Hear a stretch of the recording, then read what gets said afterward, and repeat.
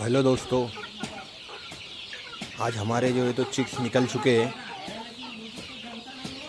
1000 chicks black एस्ट्रोलॉप के हमारे chicks निकल चुके हैं और हमने ब्रूडिंग रूम में इनको शिफ्ट कर दिया है। देख सकते हैं आप हमारा ब्रूडिंग रूम। ये ब्लैक एस्ट्रोलॉप, ये हमारा सेटअप है।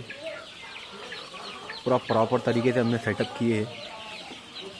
माशाल्लाह हमारे चूजे अभी जो है तो खा पी के आराम कर रहे हैं।